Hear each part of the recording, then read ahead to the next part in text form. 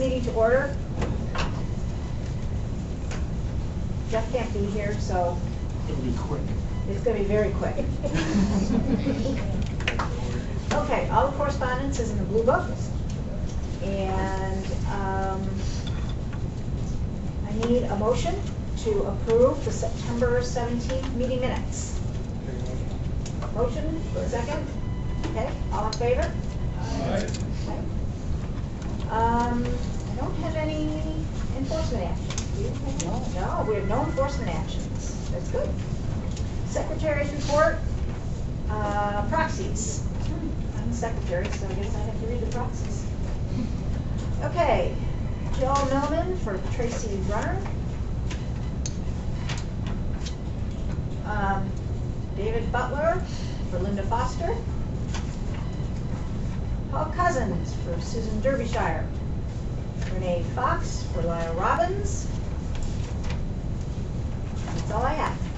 Any other proxies? Okay. You have them for Jeff? Tammy, do you have the proxy for Jeff Van Bever? I think he gave it to me when we were over there. Okay. Who's his proxy? Susie. Okay. Okay, so that's the proxies. Legislative report, I don't really have one because legislature's out of session. Although they do have an abbreviated calendar starting in January, so it will be a very busy legislature session this year. Treasurer's report is in the blue book. If anyone wants to take a look at it. Committee reports, executive committee. Susie.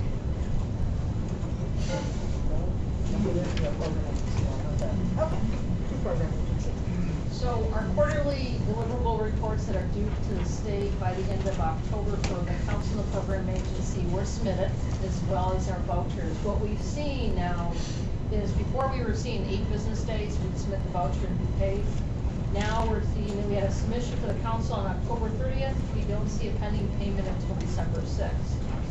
Program agency, we had submitted on October 30th, pending payment is December 13th. So we went from a very short period now back to a very longer period. So any of the people that attended Glow Golf or sponsored it, thank you, because that's basically what we do quarter to quarter is transfer money from the non-state fund to the program agency so we can keep the office open. So we've been able to, since we've had successful Glow Golf events that Paul will report on, that's very beneficial for times like this because now we're seeing this quarterly that we have to rely on those funds until we get paid by the state.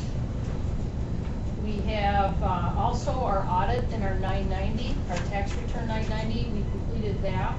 The audit is and the 990 were submitted to the New York State Grants Gateway, which is a requirement of our contract, and we filed electronically the 990 to the IRS. So our goal is to always get those in a month earlier in case there's any issues with electronic submissions. So the state has that and the IRS has it, so we are good. Since I'm speaking, I'll go into the program agency. Our opioid overdose prevention program, our CIC in the back, Naomi has been busy. We have 4 agencies trained, as well as a couple new ones, 2 agencies to be scheduled. The nice thing is now that we have the nasal spray, the BLS protocols have been changed, and we have 100 agencies involved in that. We're seeing more repeats. We've got a bunch of the university-based agencies. We had 50 at one the other night. So the nice thing is we're seeing those agencies get new members in to do the training. So, and that is open to any of the agencies in our region, and our goal is to get everybody involved in that because we're still seeing quite a bit of Narcan use in the region as well as the state. If you ever go to the New York State Opiate Overdose Program, they have some very good resources on summary reports and also usage by county. So that's there if people are looking for information. It's actually a very good website. Fall, we always see the activities for teaching. So the Fall EMS Teaching Day, which was a collaborative effort by Crouse Hospital, Upstate, St. Joseph's, and Central New York, had 84 people in attendance. The Instructor Development Workshop, which was also collaborative effort between Crouse, Upstate, and Central New York, had 37 instructors attending. That was a very good event. Weinstein Pediatric Conference, I just got the sign in today for that, so we'll be, anybody that attended that, we'll be sending out the certificates for that. That's all I have. Any questions? I do have one thing from executive committee.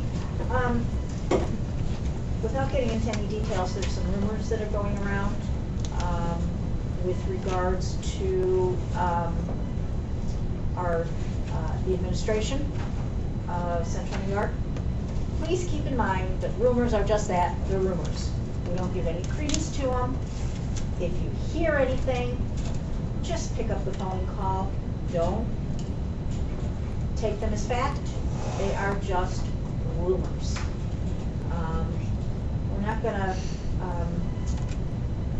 We're not gonna tell you anything other than that because they are just rumors and they're not fact. So I'm just gonna leave it at that. Okay, committee reports. Membership. Penny? Well, we have a few things. First of all, we have memberships to vote on. And with those memberships, we have 3 openings in Onondaga County. And we have Linda Foster, Paul Cousins, Darrell Lawson, and Sue Derbyshire applicants for that. The committee is recommending the incumbents, so Linda, Paul, and Sue.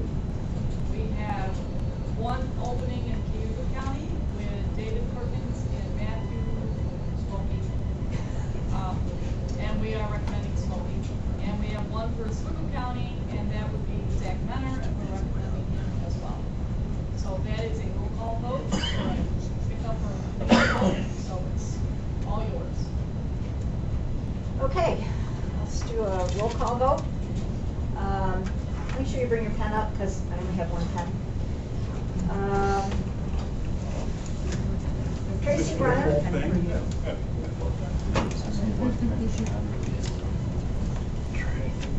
Oh, Bob just threw a pen in.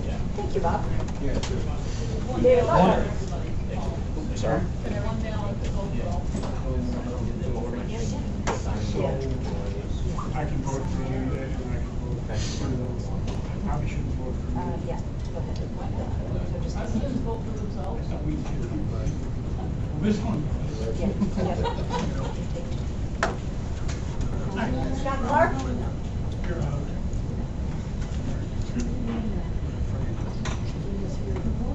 Yeah. He's here, so now you can't take your vote. On everything she just read. On you, me, Sue. Yes. Paul Cousins? Come on, let me help you.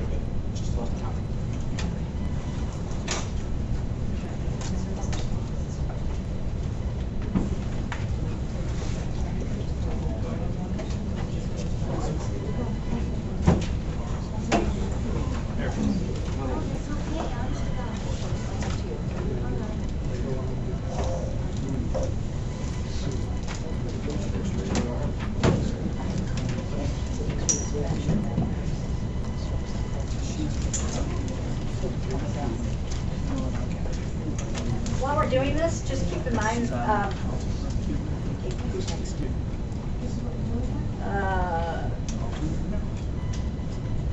Thomas Dorn, there's some stroke center designations, because I know everyone is very excited. Albany Med Center is now a comprehensive stroke center. Good Samaritan Hospital is Call now. vote for me, so.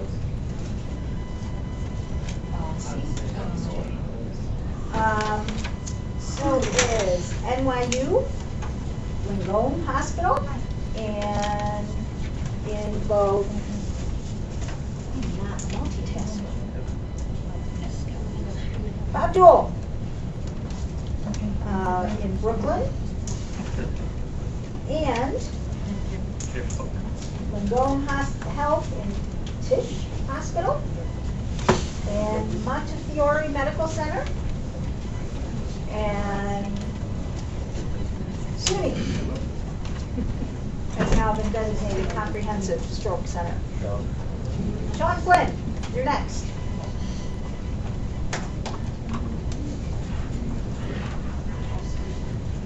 And after Sean Flynn is Linda Foster.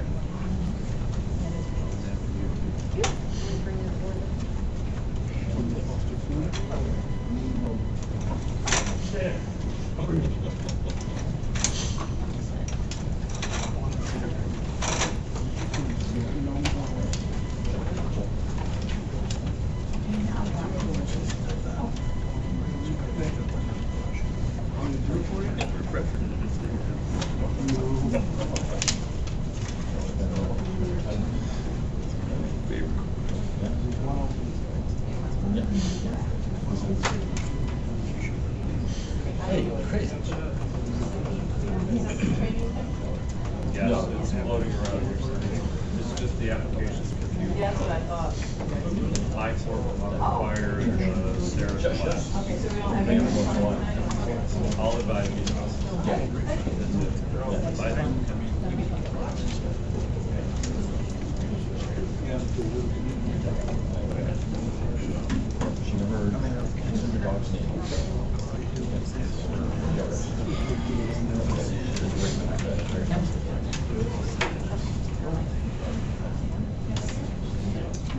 Renee Fox and Sam Giannantino.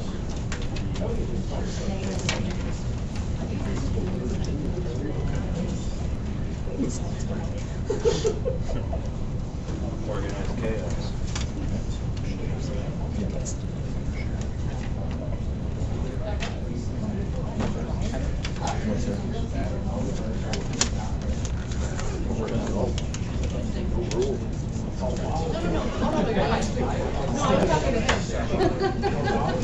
Dr. Drummond.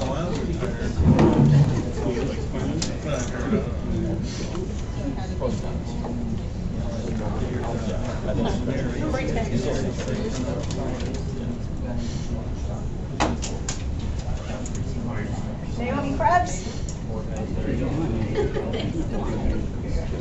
No, don't worry about that. Podium or a podium? John Marco, just take one. There's a podium. Gotta tell those doctors everything.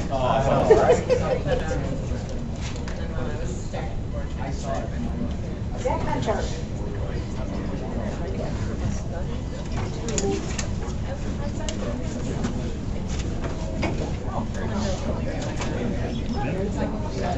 Lyle Robbins.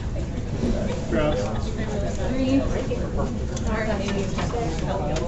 a proxy for him. Yeah, proxy for Lyle Robbins. No, that was my second. Figured that out. Doug Sambro. Renee on the spot. Wait, Renee. I have it as a note. I don't want to potentially share this at some point. I mean, do we still want to run it through IRB?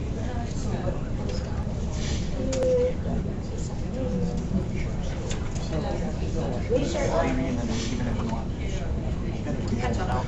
sure, we still, even though we did. Penny. I could care less. We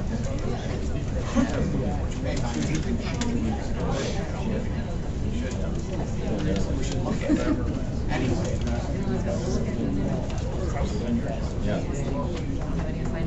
Smokey.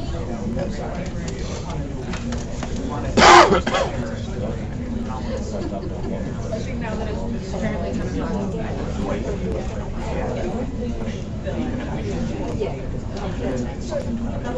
Still looking at it. Yeah, I can read it as well as read it. Paul Smith. Making this big change. Paul Smith. I agree. And Jeff Van Betten. There you go.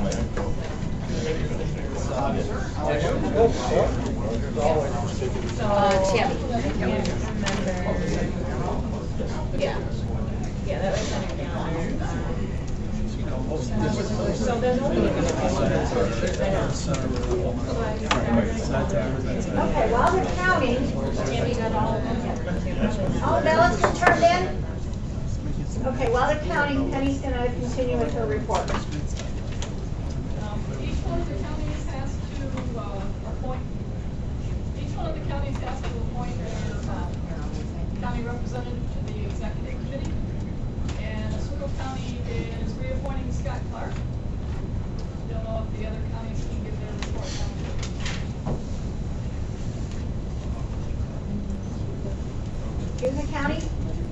Cuyahoga County. Sam Giantino, Cuyahoga County, we're recommending that Matt Smokowski stay in that position.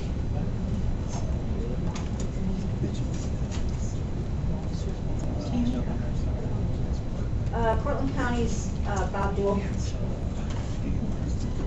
Onondaga County? Did you guys get together like I asked? Onondaga County, John Marshall. Tompkins County?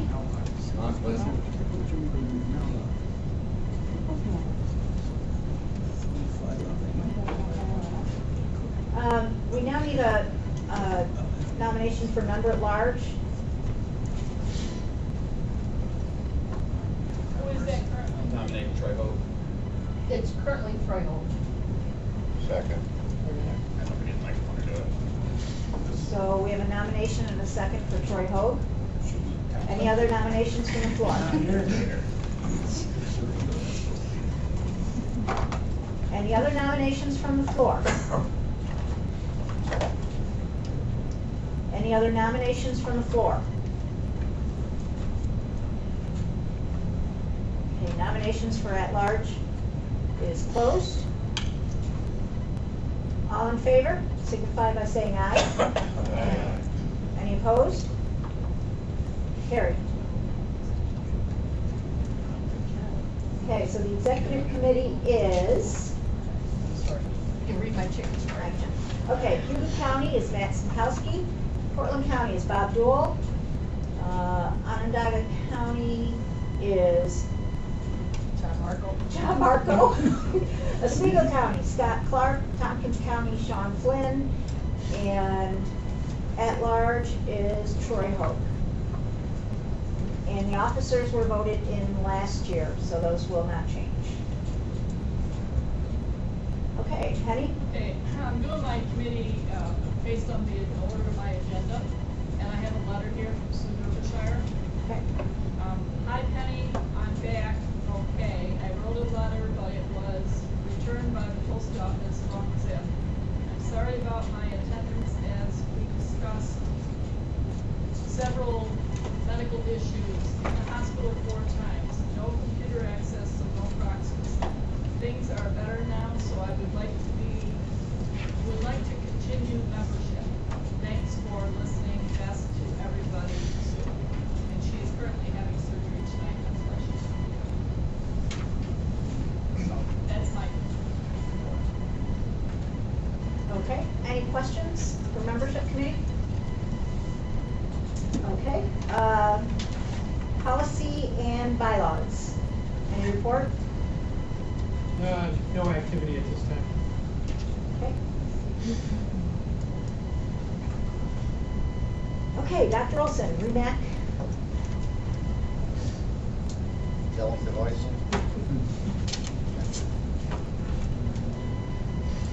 Dan Wilson, REMAC. Start with the CMAC report from September, try to be fairly concise. The Bureau is continuing to hire people to fill the exodus of those who have left their department. They're hiring, they've already hired between 2 and 4 people, and they have a few more people to add. Testing, beginning in October and continuing on through November and December, testing for CICs and CLIs will be going to one of the 29 computer testing centers throughout the state. I think Eastwood, there might be one. I think that's where I did my boards. There will be a fee assessed with that. First quarter of 2020, they are looking to eliminate any other on-site testing, although traditional pen and paper will still be available. If you elect to do the computer-based testing center, assuming that you pay your fee and successfully complete the test, they will issue a paper certificate on the spot. Will allow you to go out and fulfill your dreams. The CME program in September was completed and ready for the website. So I will direct your attention there. Continuing on with the, contained within the CME program, electronic charting will be a component of it. That will begin in 2022. The importance is that if your agency is still doing paper by 2022, you will not be able to participate in the online CME program. The state is looking into a free EPCR software. The bridge program is doing well, and they're looking at 2 classes, one in the fall and one in the spring. Wadsworth, those friendly folks who bring you transport of blood and blood product regulations, are streaming their process. They're hoping to make the whole application easier. One of the things that they're doing is currently each agency has to have an agreement with each and every hospital they transport to. What they're looking at is each region would have an agreement with hospitals, and the agency would just have to have an agreement with the region, which would eliminate a lot of paperwork.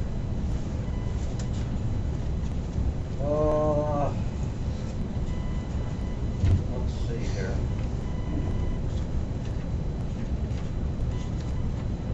Still more discussion on the AEMT level, what it will include and not include as far as the curriculum for the state.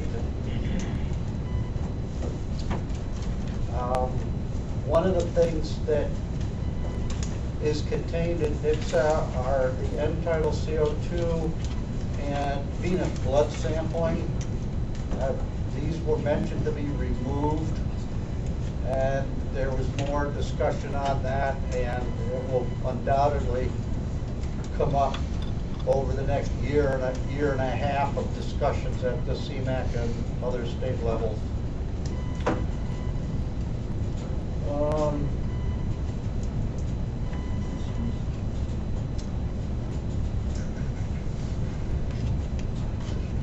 They approved a demonstration project from, never say this, Maimonides Hospital in New York City, using nebulized subdosed ketamine for isolated extremity trauma. They'll be administered via a breath-actuated nebulizer, and they are going to have to get informed consent each and every time.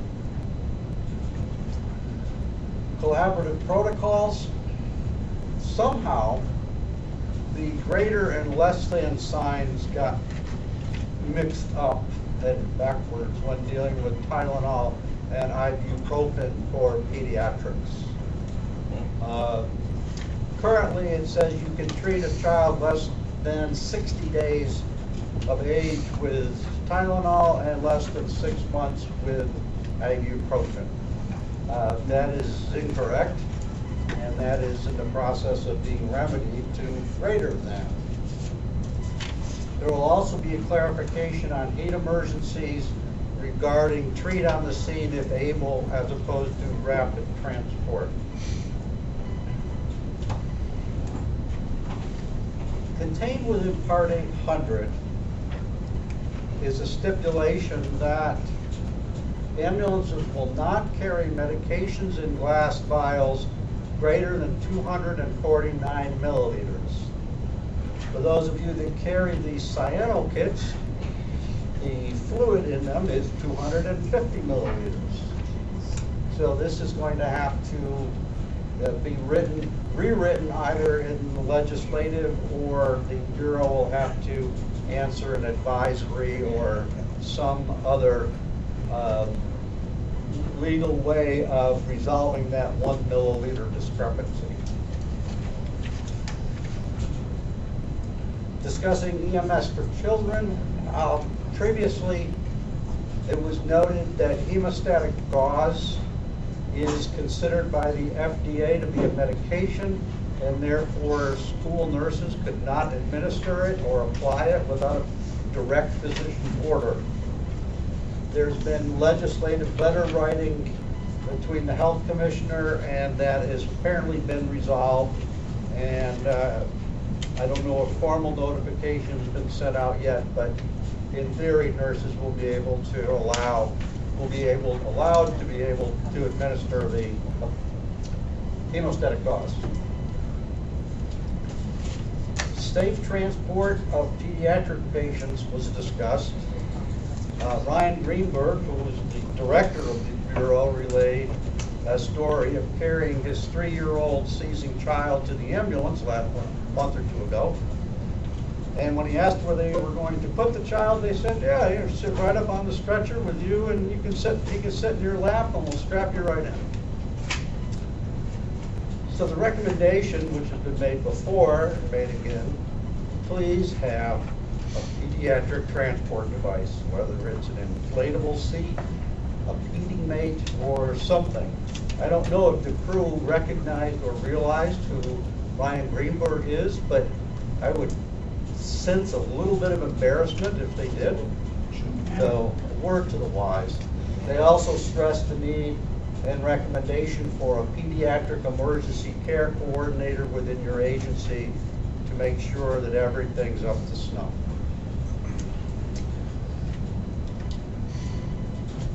EMTs can now, or 17-year-olds can now become EMTs. That was passed in May through the legislature. Problem is that 17-year-olds cannot legally sign documents. They can't sign the application for the EMT course, can't sign PCR. So they're working with legal affairs to somehow remedy that, with that, along with that 1 milliliter of fluid. On a very good note, the New York State chapter of the American College of Emergency Physicians has an Advancement in Emergency Care Award. And this was awarded to Dr. Christopher Fulgar for his work with the collaborative protocols, and the significant is an understatement amount of time that he's put in over the last few years on that project. So, just deserved. And that's the gist of it. CMAC. REMAC met last week. The first portion of the meeting went through pretty quickly.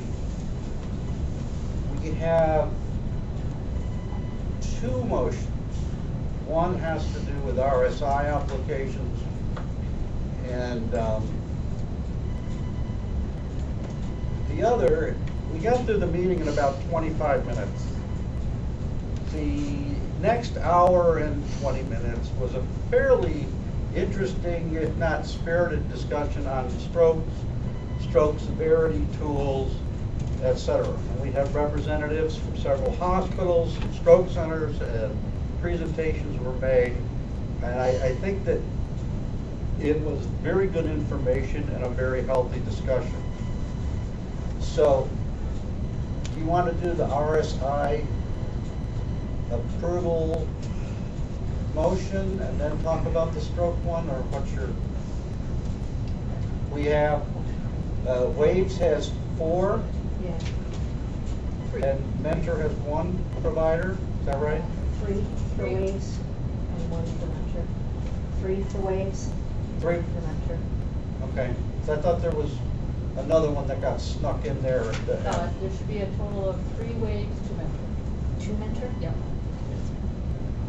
So these individuals were reviewed again by the physicians.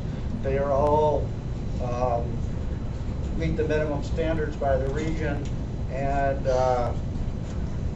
were acceptable to the REMAC to begin their training. So that would be a motion to come here.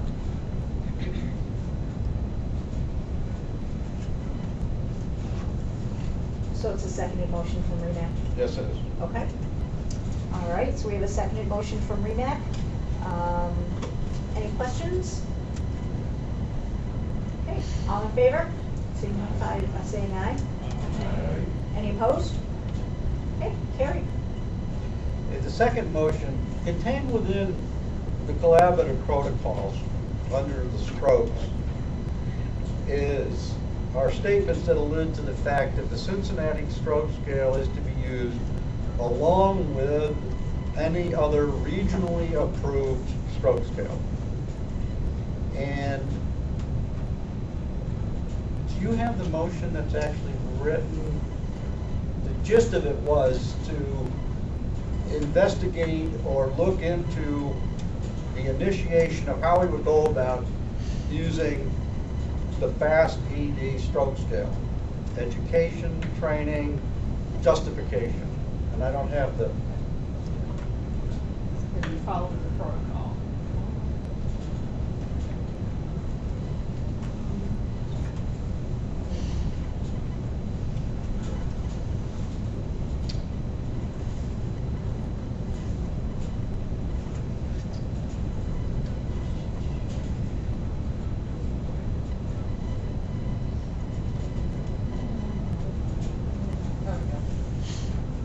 So, under the stroke protocol, there's a piece in there that perform a neurological exam, including the Cincinnati stroke scale and other regionally approved and indicated stroke scale.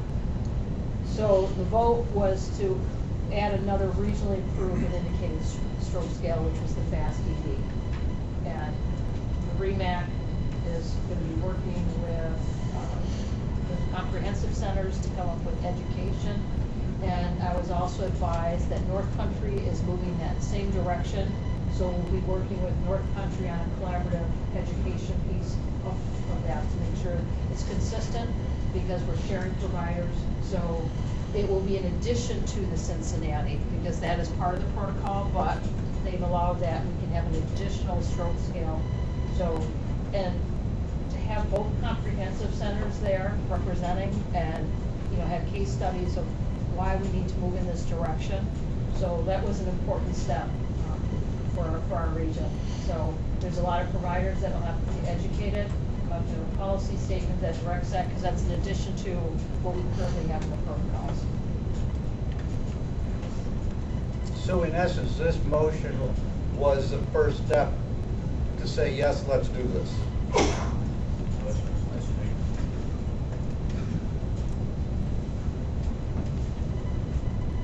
Does everyone understand the motion? It's adopting FAST ED. The seconded motion. There's a seconded motion, yes. Okay, so we have a seconded motion from the REMAC. Any questions? Oh, Penny? I know what FAST is, but what's FAST ED? Penny asked what's FAST ED. Say that again? Penny's asking what FAST ED is. Did I get that correct?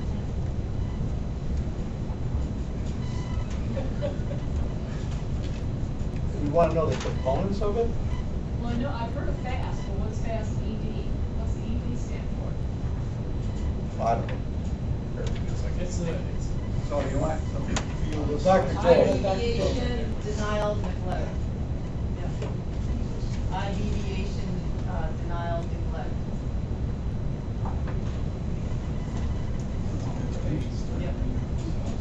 So the stroke, so FAST ED is With looking at a stroke. doctor with a mic, please. So the FAST ED is a severity score, so the purpose is to try to differentiate. So FAST is like stroke, yes or no. FAST ED is sort of, okay, are there a specific population of patients that would benefit from like an vascular mechanical rescue because of the severity of their stroke and time? So just, you can go online, and there's a nice free app that you can download. It brings you right up. The first questions, are they on anticoagulation? What time is it now? When was the last known well? And it gets into the face, the speech, it gets the arm, it gets the eye deviation, the neglect, and then you hit, and then when you hit the end, it gives you a score, and it gives you a probability of, based on the score, probability this patient could be having what we call an LVO, or large vessel occlusion, that they should, they may potentially benefit from a center that has that capability. And the REMAC wasn't looking at the changing destination determinations, at least at this point in time, it didn't think, but just to put it out there to say, hey, this is another tool. Research is not good. There is no good severity stroke scale. There's actually about 9 that are out there. We looked at them last year. Fast ED is the one that's getting most popular. NEC, which is the Northeast, Cerebrovascular Consortium, a bunch of us run on that, and pretty much all the states, it's 8 states, are all moving towards Fast ED, so it seemed like the jump from Fast to Fast ED was not a huge amount of medical need as far as the education. There's technology that's free out there already. You do that app, it'll even send you, give you directions to the closest comprehensive stroke center, which is pretty cool. We know where they are. So it seemed like something to try. I mean, it hasn't been proven to be the end-all be-all throughout the country, but it may be beneficial to our patients, so we may want to at least move forward and give it a try. So, yeah.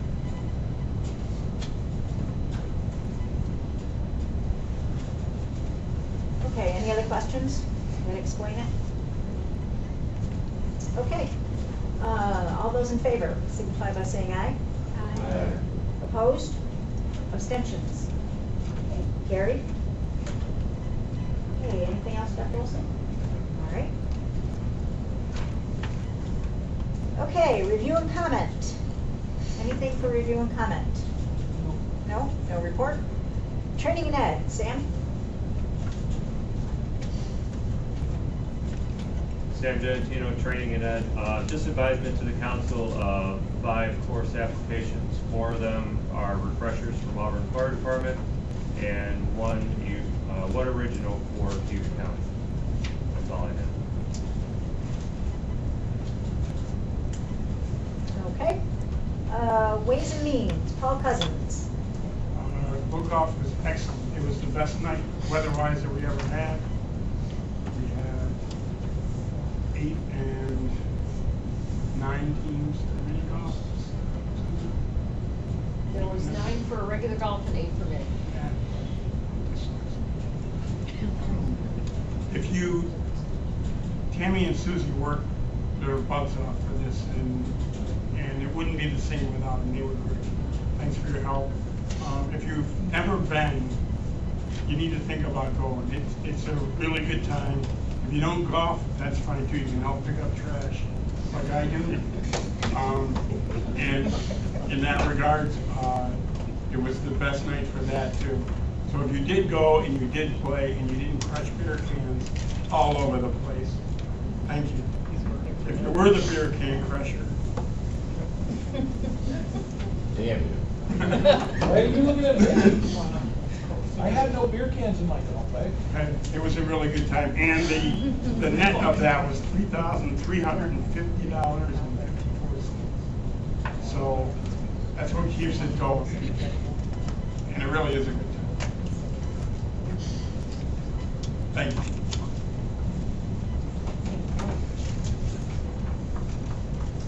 Okay, county reports, Hugo. Jason Green, Cuba County. We have the EMS courses that T&E reported on our normal course load. And we finally have from an office of 1 to an office of 2, we have a new director that was appointed a few weeks ago. We just finished her onboarding and she's getting familiar with everything. And actually meeting with her Thursday to talk about council and coordinate a representation here. So then we'd like to see a new face at the next meeting to represent the county. That's about all that's going on.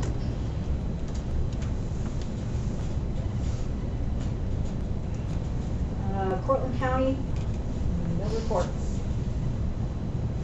Onondaga.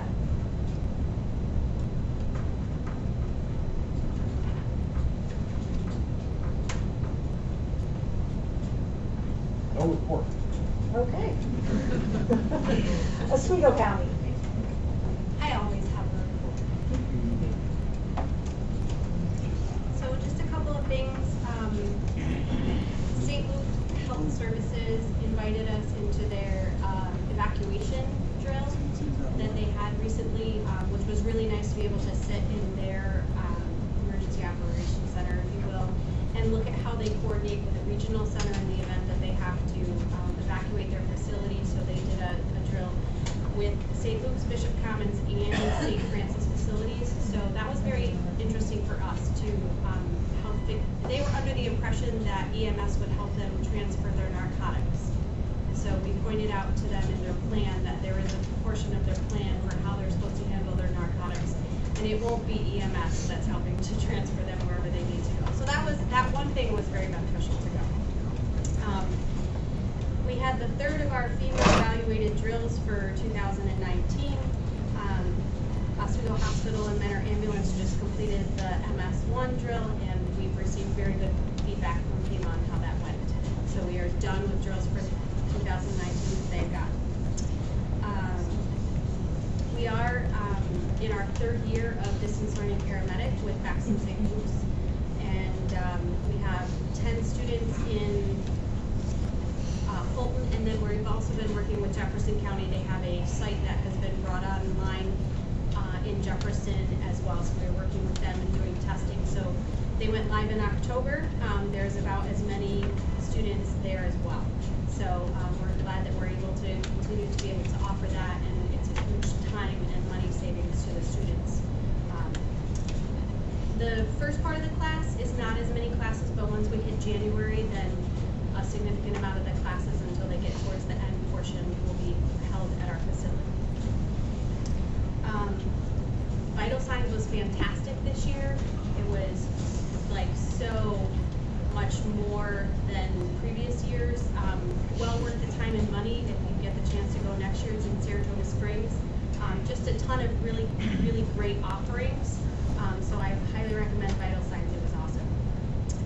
And then one thing that we're looking at in Oswego County starting after the first of the year, we've talked about how we have difficulty filling EMT classes. So Oswego City and Oswego County are starting to work together, and our fall class is full. Thank you, that was awesome.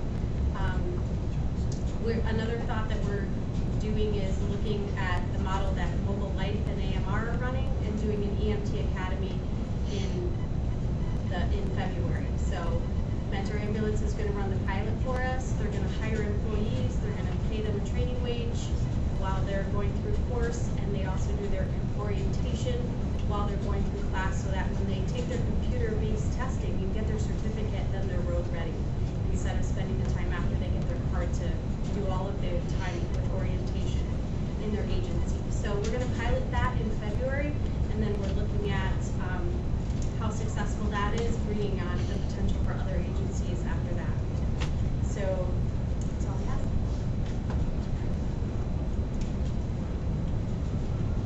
Okay, thank you. Tompkins County, Lee? I'll have something for you.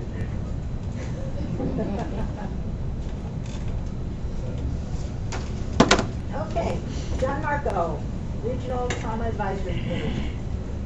I would have been able to attend the last meeting. Okay. Yeah, I think I sent you an email, so. Yes. Yeah. I'll be at the next one. Okay. I was there, there wasn't really a whole lot. They tried to do some webinars as part of the meeting.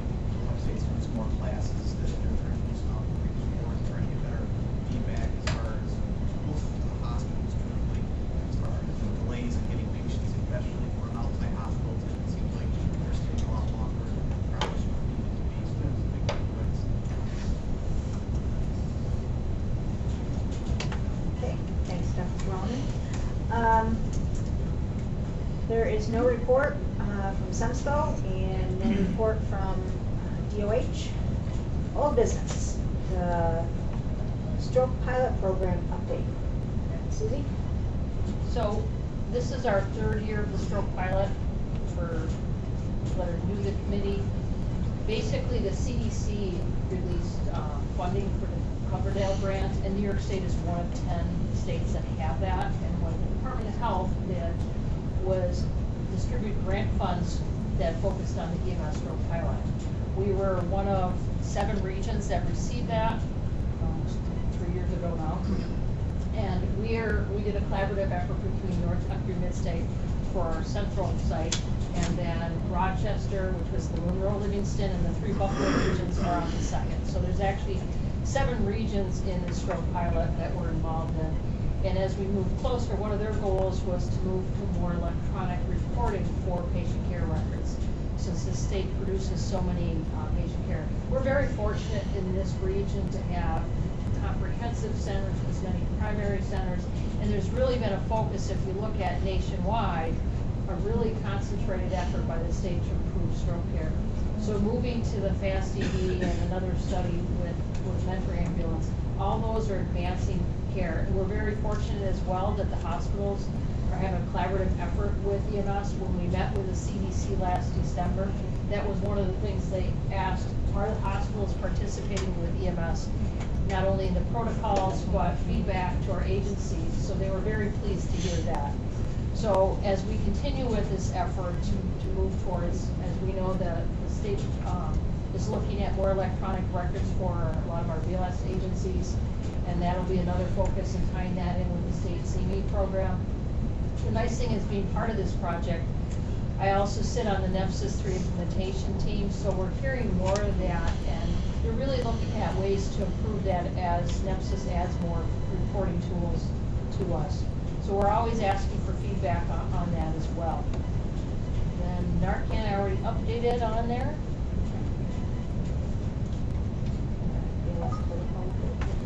If you haven't done your BLS protocol update, please do so by December 31st. As of beginning of the month, there was 11,000 people that have done the update. We have a lot more to go by December 31st. The key with this update is everybody has to do it, whether you're an EMT, critical care, EMT, or paramedic. The other thing is, when you renew your certification, they're going to be looking for that nice little certificate. So in order to get your certification renewed, you'll have to have the update. So that's another one. And then the other thing, we try not to have protocol updates at the same time, just when we quit, but the New York State Collaborative Protocol, which affects all of our ALS providers as well, that's going on. That has to be completed by 12/31. Links to all the training we put under training to make it easy to find for everybody. If you haven't updated your app, please do so, because those have been updated to accommodate that. And that is also due by 12/31. What we did in the middle of the state, since we share so many providers, North Country, Mid-State, Central New York, and Susquehanna are having the same education for the collaborative update and the same protocol test. So if you happen to be secondary Mid-State, completed one place, it counts for both. So that's the nice thing is we tried to make it a little easier for at least in the middle of the state with a collaborative effort on that. So please, if there's any feedback on any of those, please let us know. But you'll notice the app starts at the CFR level now, as well as the protocols. So thank you.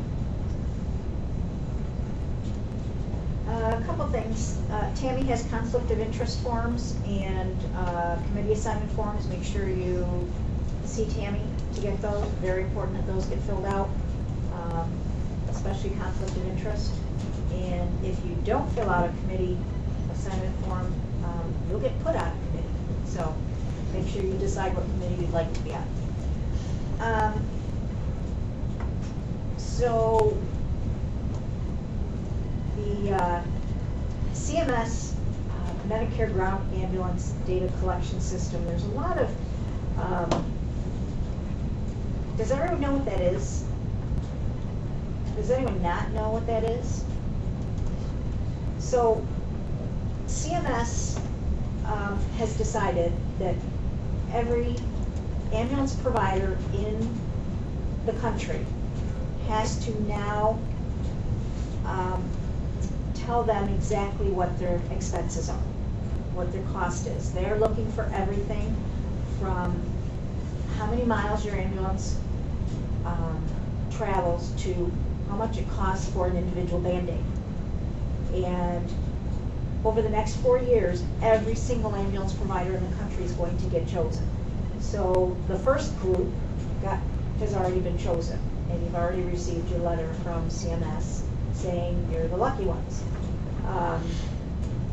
And there's a certain format that CMS has decided that you have to follow. And you have 1 calendar year or 1 fiscal year to gather your data, and then you have 5 months after the end of that year to report your data. If you do not report it, you lose 10% of your Medicare income. So it has to be done. You don't have a choice. Yeah, Linda? What authority do they have to say they want this information, and what outcome are they looking for? I'm sorry, I didn't hear you. What authority do they have to request this information from all over the country? And what outlook are they looking for? What is their goal? Well, they're CMS, I mean, they're the federal government. But what is their goal? To just cut the Medicare payments? Well, it's our hope that they will realize that they're underpaying ambulance providers for what we're doing. That's our hope. But every other medical provider is doing this. Ambulance providers are the last ones to be required to do the cost data collection. So, David, do you want to talk about? Most of the ambulance services have always complained that Medicare is paying what it costs to provide services. So now they've heard that and they want us to show them that our rates are too low. So this cost collection data requirement is to show that we're underpaid, and if people don't do it, like Trish said, you're going to lose 10% of your current Medicare rate. Now, that's for people billing Medicare, obviously. The United New York Ambulance Network will be putting on a workshop, hopefully at the Turning Stone Casino, sometime in January, for anybody that wants to attend, any agency. People from the AAA, American Ambulance Association, will be coming in to give exact how to do it. It's very, very complicated. It's going to change the way you do some things. If you want to, once you do this, you're good for what, 5 years, I think, Trish? Then in 5 years, they're going to ask you to do it again. Like Jerry did it. Yeah, worse. So we'll let everybody know as soon as we have a concrete date on when it happens. I know I've been picked, Auburn City Ambulance has been picked, so we have 2 companies we're going to have to do it. And it's not easy. It's like Trish says, it goes on your fiscal year when it starts. After that, you have, I think it was 4 months, not 5 months, Trish. 4 months to submit that data to Medicare. Any questions? Very difficult. They have a whole process. There's a book out on how to do it. It's about that thick. Anybody have any questions? Doesn't matter if you're a commercial service or volunteer. If you're billing Medicare, you gotta do it. Susie's putting a link on the Central New York website with information about it. As I get information, or as others get information, if you can forward it to Susie, she'll put links onto the website to help everybody. The thing you have to remember is garbage in means garbage out. So it's something that we all have to work together. There are a number of services in our region that were chosen. So we all have to buckle down and work together to get this done. We have a list of companies that have been picked. So if you're wondering, just call Trish. She can look on the list to see if your agency has been picked. And Susie's going to post the list. But everyone who's chosen received their letter this week. At least they didn't wait till Christmas Eve this time. But everyone did get their letter this week from CMS telling you that you were chosen. One other thing, it's important that you complete this data so that our Medicare rate can go up. It's for everybody, not just for the commercials, so everybody gets a rate increase. Yeah. Did they mention, are they gonna do so many audits after this? I mean, in the hospital world, obviously, how many verify what we gave them, did they share that yet? They haven't said anything. That's why you wanna do it right, obviously. No, they haven't. This is our first time doing it, and I'm assuming that this first group were the big guinea pigs. So they haven't, we don't know what they're going to do at this point.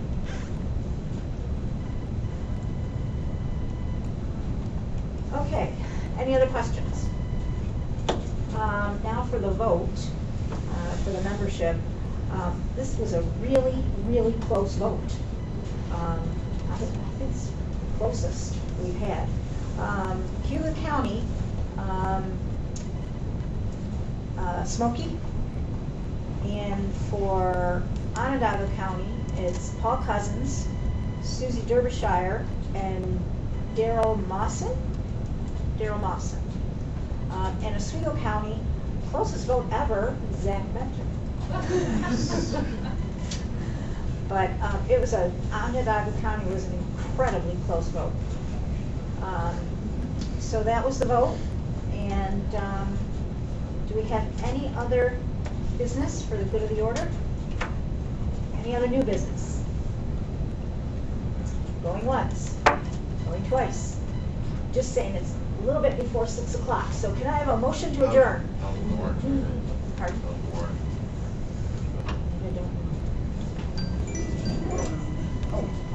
Go. Paul? Yes. That's a motion to adjourn? Yes, please. Okay, can I have a second? We're adjourned. Nice job. Nice job, yeah. You should do it next. I was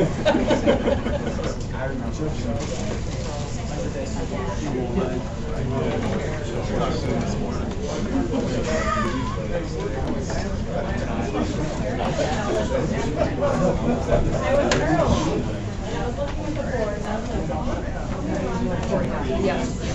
Because that'll be the third. so I was looking at the board.